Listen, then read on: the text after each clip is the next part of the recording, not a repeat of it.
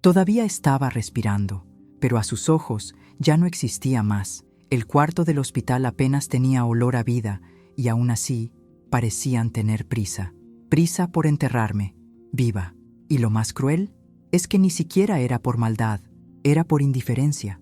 Una frialdad que solo quien ya la sintió en carne propia entiende. Ahí, entre cables, máquinas y miradas ausentes, entendí que algunas muertes no tienen ataúd. Pasan en el abandono, en el silencio, en el olvido. Y peor que luchar por la vida con dolor, es luchar por la vida sola, con una familia que ya te considera ausente mientras tú sigues aquí. No se trata de la enfermedad, se trata de lo que revela, porque la verdad aparece cuando más la necesitas, y a veces quien más amas es quien más te lastima. Tal vez conozcas esa sensación, ser madre, darlo todo, y al final ser tratada como un estorbo, ser mujer, llegar a la tercera edad y sentir que a los ojos de los demás ya no tienes lugar. Pero en este video te voy a contar lo que viví, cómo sobreviví, no solo a la infección generalizada que casi me mata, sino al desprecio frío de quienes llevan mi sangre, y principalmente lo que hice cuando me di cuenta de que estaban más preocupados por mi testamento que por mi recuperación. Si alguna vez te has sentido invisible, desvalorizada o ignorada por tu propia familia, esta historia es para ti, porque a veces quien sobrevive al abandono es quien más aprende a vivir. Y si esta historia toca tu corazón de alguna manera, deja un like y suscríbete al canal. Aquí vas a encontrar más historias como esta, verdaderas, profundas y que parecen hablar directo al alma. Y dime en los comentarios desde dónde me estás viendo. Quiero saber mucho quién está del otro lado de esta pantalla. Tal vez tu ciudad esté más cerca de la mía de lo que mi propia familia estuvo en ese momento, porque a veces es en el fondo del dolor que descubrimos quiénes realmente somos. Ahora que ya estás aquí conmigo, te quiero contar cómo empezó todo, porque el dolor nunca aparece de una vez, va dando señales, y lo más triste es cuando quienes están a tu alrededor deciden ignorarlas todas. Fue en uno de esos viajes rápidos para visitar a la familia, allá en el interior de México, que mi cuerpo empezó a susurrar lo que más tarde gritaría. Me sentía diferente. La cabeza me daba vueltas con más frecuencia, me faltaba el aire, y en el fondo algo me decía que no era solo el cansancio del camino. Pero cuando hablé de eso, escuché ese viejo estribillo. Es solo la edad, ma. El calor de acá deja a todo mundo así. A los 74 años ya me acostumbré a aguantar dolor sin escándalo, pero esta vez era diferente. Era como si algo me estuviera jalando hacia adentro. Lo más duro no eran los mareos ni el malestar. Era la forma como ignoraban lo que sentía, como si mi dolor fuera un capricho. Y ahí nació la primera herida, la de la madre olvidada, esa que habla, pero no es escuchada. El abandono emocional no empieza cuando te dejan sola, empieza cuando te miran, y aún así no te ven. Me fui quedando cada vez más callada. No quería molestar, ni echar a perder el ambiente de la casa. ¿Sabes cuando sientes que estás estorbando? ¿Que te volviste una carga en medio de la rutina de los demás? Yo sentía eso todo el tiempo. La invisibilidad en la tercera edad tiene ese sabor. Estás ahí, pero parece que ya no existes. Me sentía como una visita no deseada dentro de mi propia historia. Mi hermana me ofrecía café, pero con esa sonrisa mecánica. Los hijos llamaban, pero siempre era rápido, apurado, como quien quiere cumplir. Y así me fui recogiendo.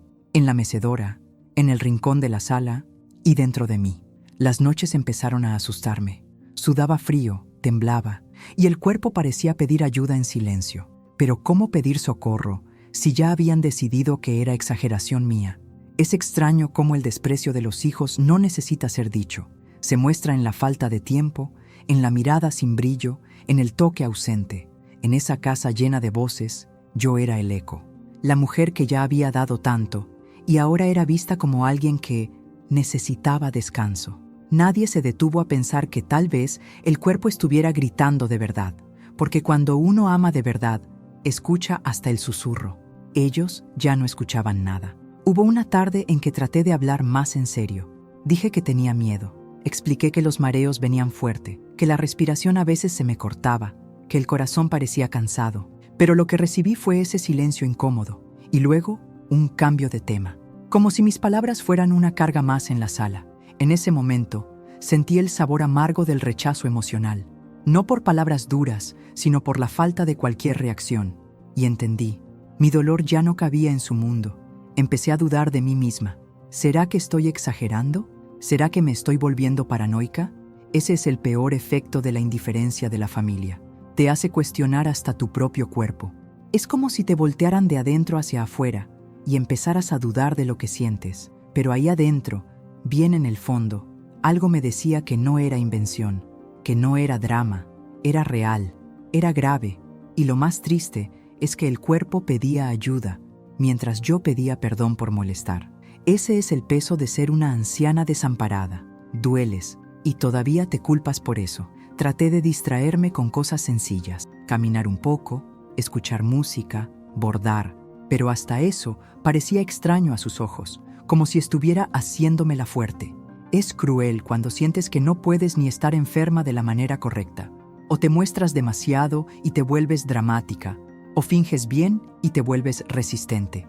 Y en medio de ese juego, se va perdiendo la madre fuerte que un día sostuvo todo, incluyéndolos a ellos. Eran demasiados recuerdos, miradas de menos, y un nudo en la garganta que solo crecía, mientras el cuerpo ya no respondía como antes. Empecé a tener miedo de dormir, miedo de no despertar, miedo de empeorar sola, pero el miedo más grande era seguir siendo ignorada. Es difícil de explicar, pero el dolor silencioso duele más que la fiebre, más que las náuseas, más que cualquier síntoma físico. Es el tipo de dolor que se instala cuando te das cuenta de que nadie más te percibe.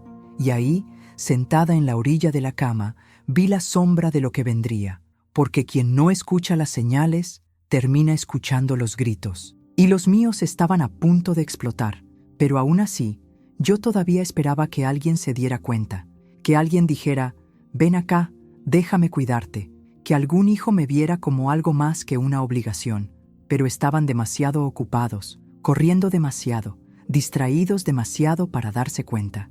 Y fue así como el dolor se transformó en desamparo, y el desamparo en silencio, y el silencio en el inicio de algo mucho más grande. Los días fueron pasando como una película sin sonido. Yo observaba todo, pero era como si ya no fuera parte de esa casa. Mi cuerpo ya no obedecía. Las piernas pesaban como plomo y caminar hasta el baño parecía una travesía. El rostro frente al espejo era el de alguien cansada de tratar de ser notada. Y aún así, la rutina alrededor seguía igual. Café servido, risas en el patio, celular en las manos. Nadie preguntaba cómo estaba. Y cuando preguntaban era solo por educación. Yo respondía, estoy bien, por reflejo. Porque ya había aprendido que nadie quería escuchar otra cosa. Así es como nace la soledad en la vejez, cuando hasta el dolor se vuelve conversación evitada, hasta que lo inevitable pasó. Era una mañana sofocante. Traté de levantarme de la cama y sentí que todo daba vueltas. Me agarré del ropero, pero no pude mantenerme de pie. Me desplomé como quien se despide.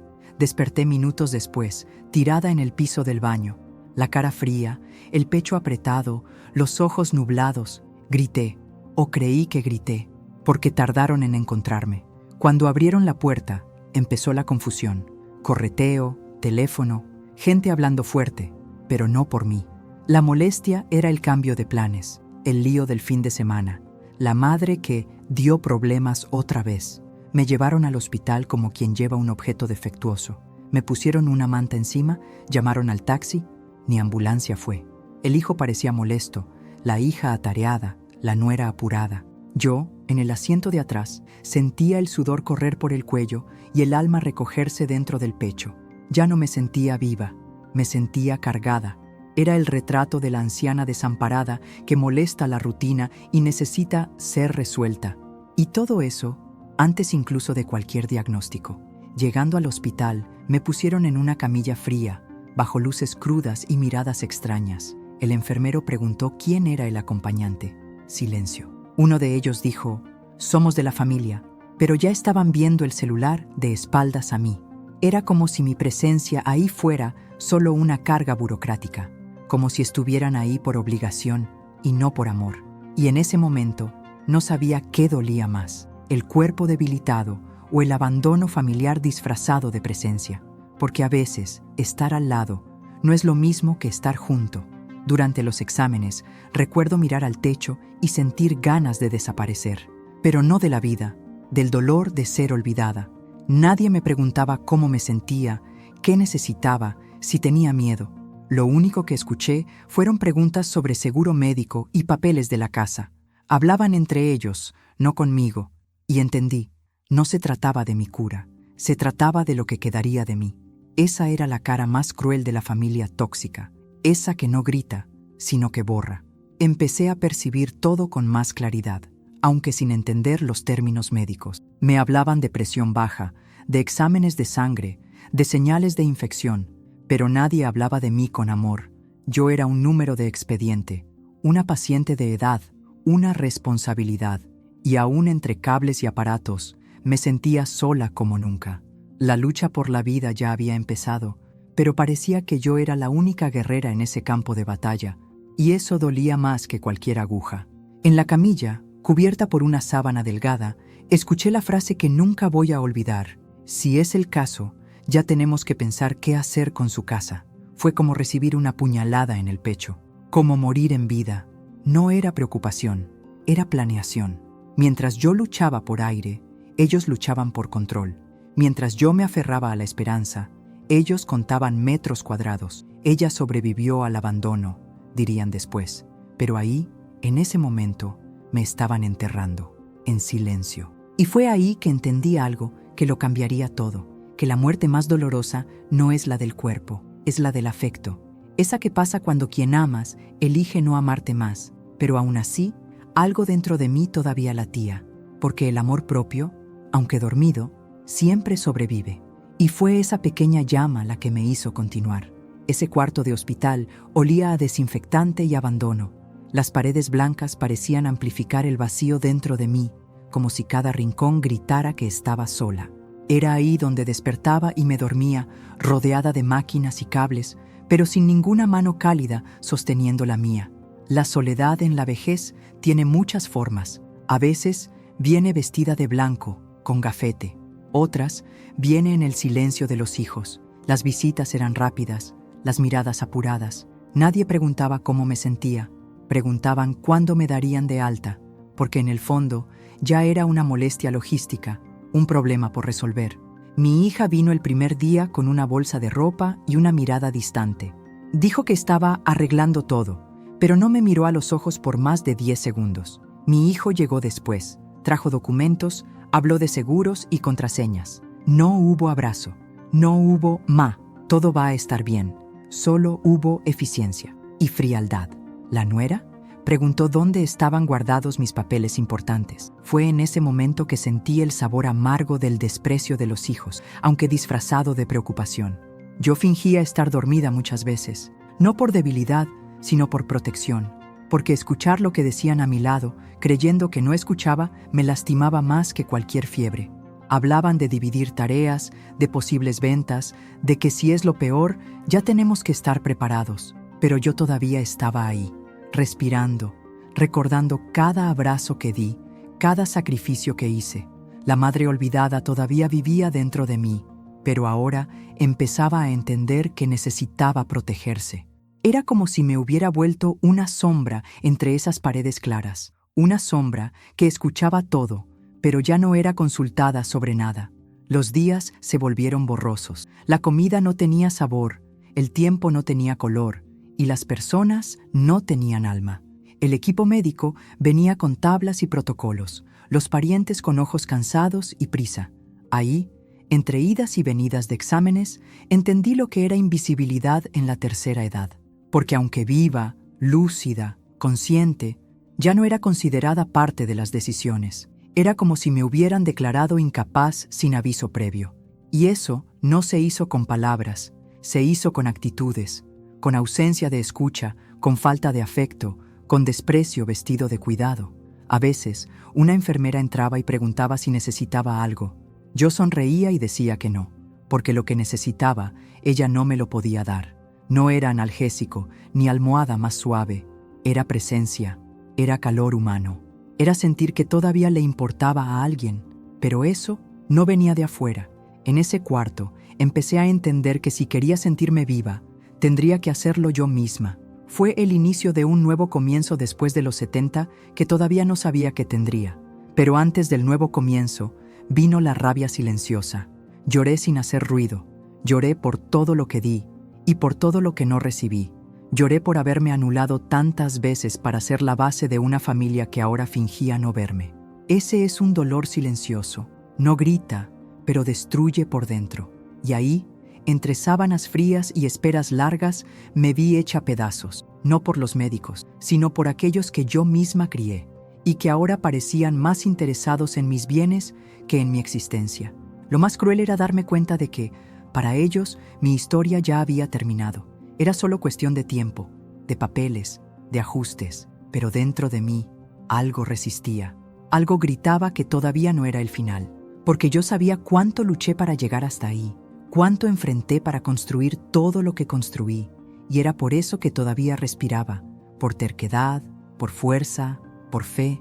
Esa era mi lucha por la vida, no solo física, sino emocional, espiritual, silenciosa, y todavía no había terminado. Pero por más que me aferrara a la esperanza, había algo que me lastimaba profundamente, y era darme cuenta, con claridad brutal, que ya se estaban preparando para mi ausencia. Aún con mi cuerpo todavía tibio, mi corazón todavía latiendo, y fue esa conciencia la que me llevó al fondo del pozo, porque cuando quien debería cuidar, ignora, el dolor se transforma en algo aún más cruel, la certeza de que te están enterrando viva. Lo peor no fue la enfermedad, fue darme cuenta de que, en silencio, ya me consideraban ausente. Yo todavía respiraba, todavía sentía, todavía esperaba, pero en sus gestos ya no había espacio para mí. Empecé a percibir miradas cruzadas, cuchicheos en el pasillo, mensajes en el celular que paraban en cuanto yo miraba. Era como si mi cuerpo estuviera ahí, pero mi existencia hubiera sido archivada. Y en ese vacío de afecto, escuché conversaciones que ningún corazón debería escuchar mientras lucha por sobrevivir. Hablaban de la venta de mi casa, de la división de mis muebles, de la firma de los poderes. Todo mientras yo todavía soñaba con vivir una Navidad más, una comida familiar más. Recuerdo que la enfermera entró al cuarto y dijo: «¿Quieren hablar con usted sobre unos papeles?». Pedí 5 minutos. Quería respirar. Quería entender cómo pasé de mamá a documento. Entraron, se sentaron como si estuvieran en una oficina y empezaron a hablar en tono jurídico. Fue ahí que entendí que ya no era vista como alguien. Era un patrimonio en transición, un cuerpo en cuenta regresiva. Y yo pensaba, ¿cómo es que se abandona a una persona antes incluso de que se vaya? ¿Cómo es que se normaliza el abandono emocional así?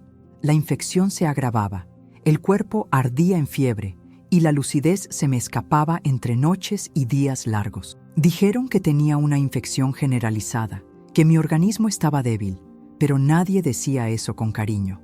Lo decían como si fuera un plazo que justificara la prisa de ellos por resolver todo rápido. Empecé a entender que mi sufrimiento no causaba dolor, causaba prisa de organizar, de firmar, de dividir. Y esa prisa tenía el nombre más cruel que existe: desprecio de los hijos. Yo trataba de mantenerme firme, pero mi mente divagaba, y en esos momentos escuché más de lo que debía.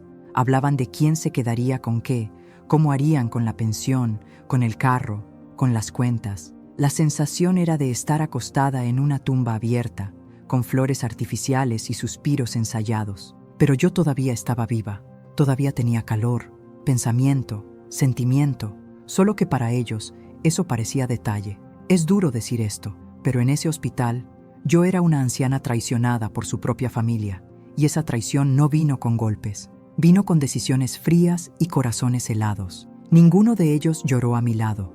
Ninguno sostuvo mi mano cuando la fiebre llegó a los 40 grados. Ninguno dijo: «No te rindas, aquí estamos». Y eso fue lo que más dolió, no la enfermedad, sino la ausencia emocional, la constatación brutal de que ya me habían enterrado, viva. La cama era mía, el cuarto era mío, pero el luto era de ellos. Ya estaban de luto por alguien que todavía respiraba, y eso transformó mi dolor silencioso en un grito interno. Empecé a conversar con Dios en las madrugadas, pedía respuestas, pedía fuerza, pero, sobre todo, pedía presencia, porque la ausencia humana es un hoyo que solo la fe puede llenar. Pensé en las tantas madres que viven esto, que dedican toda una vida y al final son olvidadas. Historias emocionantes después de los 60 raramente son contadas, pero existen y duelen. Y cada vez más me daba cuenta de que la mía no era una excepción. Era solo una más de muchas historias de madres fuertes silenciadas por la negligencia. Ya no tenía más lágrimas, solo un cansancio profundo, unas ganas de desaparecer, pero había algo dentro de mí que resistía, algo que decía, no ahora, todavía no terminaste. Y esa voz me recordaba a la mujer que fui, a la fuerza que escondí por tanto tiempo.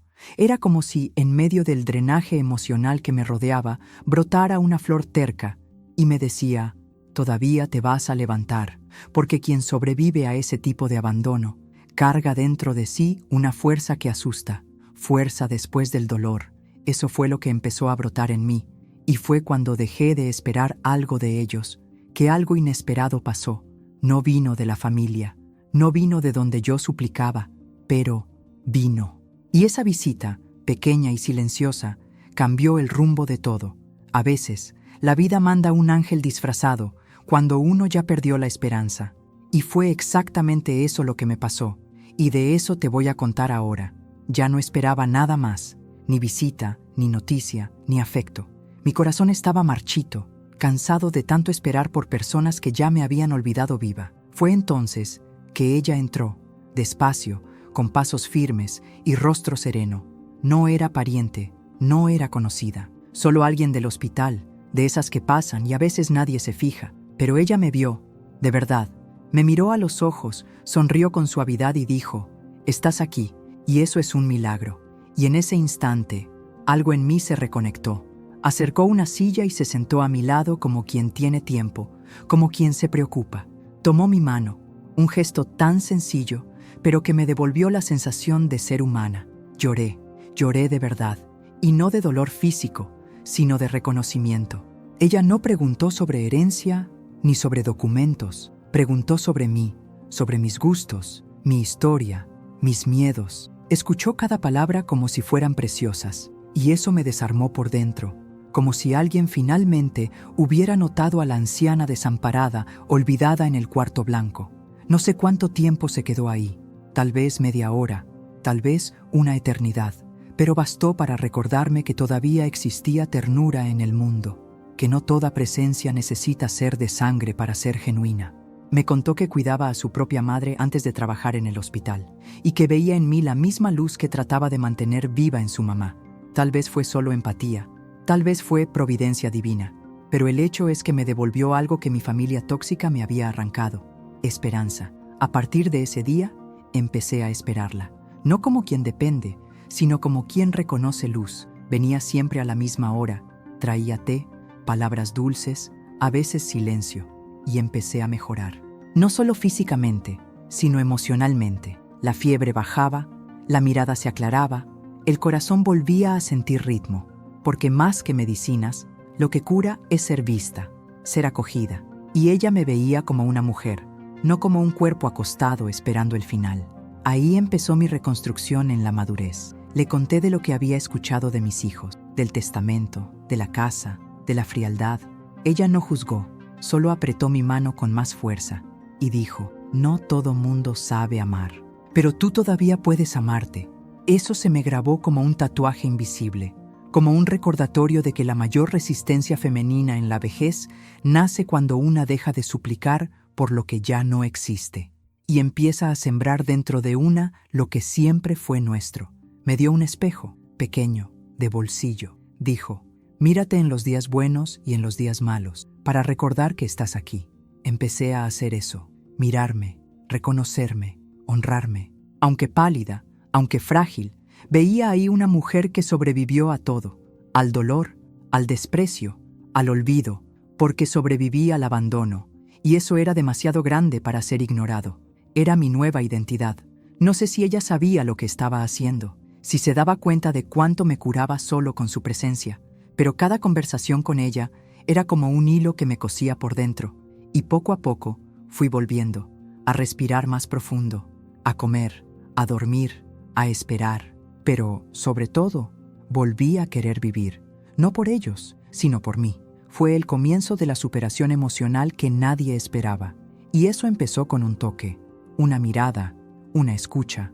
A veces, basta un gesto correcto en el momento correcto para transformar un alma entera. Y fue en ese nuevo estado de alma que recibí la noticia. Me darían de alta. Y lo primero que pensé fue, ¿será que van a venir por mí? Pero lo segundo fue más fuerte. No importa, porque volvería a casa. Pero no volvería igual. La mujer que había entrado a ese hospital era una. La que salía ahora. Tenía cicatrices, pero también tenía poder. Y era con esa fuerza que volvería a mi mundo, para ponerlo de cabeza. Volví a casa con la ropa del cuerpo y una nueva mirada. Ya no era la misma mujer que dejaron casi sin vida en una cama de hospital. Había vuelto. Sí, vuelto, pero con una fuerza que ni yo sabía que existía. Ese tiempo de abandono me enseñó que amor de más, cuando no es correspondido, se vuelve prisión. Ahora quería libertad. Libertad emocional, práctica y simbólica. El camino de la superación en la vejez empieza cuando una deja de querer volver a ser lo que era y empieza a construir, de lo que quedó, algo que nadie más puede quitar. En ese primer día, nadie parecía muy animado con mi presencia. Saludos fríos, abrazos apurados, miradas tensas, pero sonreí. Sonreí no por ellos, sino por mí, porque sabía que, a partir de ahí, ya no viviría más para caber en lo que esperaban de mí. La casa era la misma, pero la dueña había cambiado. Y con ella, las reglas también. Era hora de restaurar no solo el hogar, sino a la mujer que siempre estuvo ahí dentro, silenciada. Al día siguiente, hice lo que muchos no esperaban. Llamé a un abogado. Dije exactamente lo que quería. Cancelar las autorizaciones firmadas sin mi consentimiento. Revertir las decisiones tomadas mientras yo luchaba por la vida. Asumí, con manos temblorosas pero firmes, el control de todo lo que era mío. El rechazo emocional no se resuelve con venganza, se resuelve con postura. Y en ese momento, mi postura hablaba más que cualquier discurso. No hubo escándalo, ni discusión. Me miraban como quien ve a un fantasma, una presencia que no esperaban ver de pie. Y ahí, en el silencio de la sala, dije con calma, mientras yo respiraba, ustedes ya me enterraban. Ahora, quien quiera quedarse, va a tener que mirarme como alguien viva. No respondieron, solo desviaron los ojos, pero ya no esperaba nada más, porque la madre olvidada se había acordado de sí misma. Cambié contraseñas, organicé los documentos, cerré la caja fuerte, puse orden en la casa y en el corazón, no por enojo, sino por protección.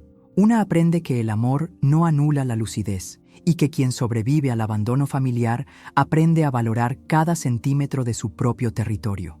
Podían no entender en ese momento, pero un día entenderían, porque quien un día sirvió de más, al levantarse, asusta. Lavé las cortinas, cambié los muebles de lugar. Era como si estuviera rediseñando los espacios con mi nueva alma. Cada rincón de esa casa traía recuerdos buenos, pero también recuerdos de ausencia.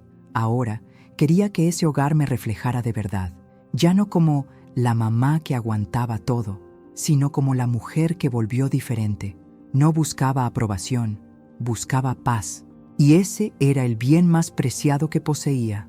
Empecé a hacer pequeñas cosas que antes no me permitía. Escuchar música fuerte, cocinar solo para mí, tomar café mirando el jardín, y poco a poco me fui acordando de que yo también merecía cariño, aunque fuera el mío propio, porque reconstrucción en la madurez es eso, reaprender a amarse después de una vida amando a otros. Ellos notaban los cambios, algunos trataban de acercarse, pero yo no quería palabras, quería actitudes. Y para eso, el tiempo tendría que probar lo que decían. Volví, pero no para ser aceptada, volví para reconocerme, y en ese reencuentro conmigo misma, descubrí un tipo de fuerza que no tiembla, no grita, no suplica, una fuerza serena que viene del dolor transformado. Y fue esa fuerza la que me dio valor para seguir adelante. Pero sabía que la gran prueba todavía vendría, porque pronto haría algo simbólico, algo que mostraría, de forma silenciosa, que estaba entera. Y es exactamente de eso de lo que te voy a contar ahora. El domingo siguiente decidí hacer algo que no hacía desde hacía mucho tiempo: preparar una comida en casa. no por obligación ni para agradar a nadie, sino por mí. Quise probarme a mí misma que podía volver a ocupar los espacios que me pertenecían, a mi manera. Preparé todo con cariño. Escogí las recetas que siempre calentaron el alma de la familia. La mesa fue puesta con loza buena, flores frescas y silencio respetuoso. Era mi forma de decir, estoy aquí, viva, entera, y todavía sé cuidar. Pero esta historia, ya te imaginas, no tuvo muchos invitados. Invitar, sí invité. Llamé a todos. Hablé con calma, con voz serena. Avisé la hora, el menú. Dejé claro que era solo una comida, nada especial. Algunos respondieron con, voy a ver si puedo. Otros con, creo que tengo compromiso. La vieja excusa de la prisa. La excusa de la vida corrida. Pero la verdad, que ahora reconocía con claridad, es que quien quiere, aparece. Y quien no aparece, está diciendo algo. No todo abandono familiar viene con palabras duras. A veces, viene con ausencia repetida. El día marcado, la mesa estaba linda. La comida olía como antes, pero las sillas estaban casi todas vacías. Poco a poco, fui entendiendo que ese momento no era un fracaso, era una revelación, porque cada ausencia ahí hablaba más que cualquier discurso. Era la constatación silenciosa de mi nueva realidad. Pero esta vez, no lloré, porque esta vez me miraba con amor, y ya no más con lástima. Me senté a la mesa, respiré profundo y comí. Cada bocado era una victoria, no por el sabor, sino por el símbolo.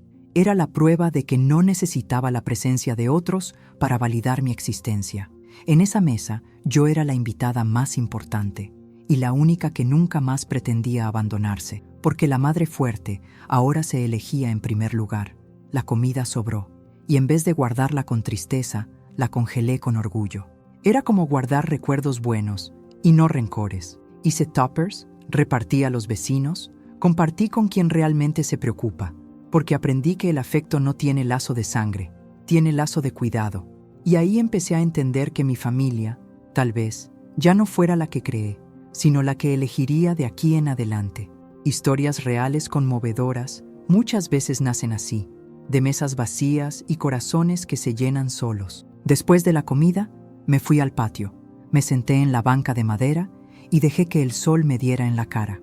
Ahí, en silencio, agradecí, no por ellos, sino por mí, por haber llegado hasta ahí con dignidad, aunque cargando el dolor de la invisibilidad en la tercera edad. En ese instante, entendí que la ausencia de los otros ya no me lastimaba, me fortalecía, porque estaba aprendiendo a ser presencia en mi propia vida, y eso nadie más me lo podía quitar. La mesa todavía está puesta en mi memoria. Se volvió símbolo, se volvió recuerdo, se volvió aprendizaje, porque a quien estuvo ahí, la acogí, y a quien faltó, también lo perdoné, pero sin olvidarme de nuevo. Perdonar no es olvidar, es solo elegir seguir sin peso. Y yo quería seguir ligera, entera, sin migajas de afecto, porque la superación emocional empieza cuando una deja de esperar y empieza a florecer donde está. Y ahí, con la mesa vacía y el corazón lleno, hice una promesa, de que nunca más me borraría para caber en los espacios de nadie, de que, aunque sola, me bastaba, porque había aprendido, en el dolor, que presencia no se suplica, y que cambio radical en la tercera edad no pasa con gritos, pasa con decisiones. Y mi decisión ahora era vivir, y vivir de una forma que quien me borró se viera obligado a verme. Hoy sigo viviendo, y hago cuestión de decir eso en voz alta, porque por mucho tiempo dejé que me trataran como si solo estuviera sobreviviendo. Pero ahora, cada día es mío, cada decisión, cada paso, cada elección tiene mi nombre. Camino por las calles del barrio con ligereza. La gente me saluda, sonríe, y yo sonrío de vuelta. No para agradar, sino porque redescubrí el placer de existir. La reconstrucción en la madurez es eso, mirar la propia historia con respeto, sin inclinarse ante lo que dolió. No soy lo que me hicieron, soy lo que decidí hacer con eso. Siembro flores en el patio, y cada semilla es como una afirmación silenciosa. Estoy aquí. Cuido mis plantas como quien se cuida después de una larga guerra. Crecen despacio, pero firmes, como yo, porque lo que viene del dolor toma tiempo, pero tiene raíz. Poco a poco, empecé a aparecer en los lugares otra vez. Misa, mercado, tianguis, salón, no por carencia, sino por placer, porque después de ser borrada, volver a ser vista es un acto de valor. Ellos todavía aparecen de vez en cuando, unos más, otros menos. Tratan de actuar como si nada hubiera pasado, como si todo hubiera sido exageración de mi cabeza, pero no necesito confrontar. Mi presencia hoy es la respuesta más clara, porque cuando entro a la sala con pasos firmes, ellos saben que la mujer que volvió ya no es la misma, saben que aquella que fue enterrada viva floreció sola. Ya no hay espacio para culpa, ni para ilusión de que necesito ser aceptada para existir. Hoy me pertenezco, y eso basta. Quien quiera amarme, que venga con verdad. Quien quiera quedarse, que se quede con respeto, porque la madre fuerte sigue aquí, pero ahora se ama antes de amar, y no hay pérdida mayor para quien la despreció que darse cuenta de eso demasiado tarde. A veces me encuentro recordando los días en el hospital, de las voces bajas, de las conversaciones frías, de los papeles siendo firmados mientras yo todavía luchaba. Y lo confieso, siento un escalofrío, no de dolor, sino de asombro, de ver cómo llegué cerca del final, sin que nadie extendiera la mano de verdad. Pero también me enorgullezco, porque sobreviví al abandono, y más que eso, me volví alguien que jamás dejará de existir por falta de afecto ajeno. Eso es libertad, eso es vida. Encontré otras mujeres como yo, en el mercado, en la iglesia, en las plazas, mujeres con historias parecidas, con marcas parecidas, y me di cuenta, no estaba sola, nunca estuve.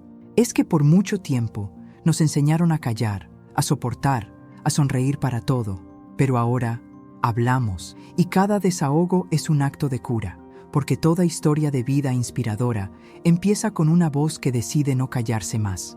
Hoy, si alguien me pregunta cómo estoy, respondo con firmeza, mejor que nunca, no porque todo cambió a mi alrededor, sino porque yo cambié, y esa transformación nadie me la puede robar. Mi alma ya no carga peso, sino memoria, y mi memoria me guía con lucidez, porque ahora sé, no fui un error, ni una carga, fui una semilla, y florezco en mi tiempo, y quien quiera verme, que me vea entera.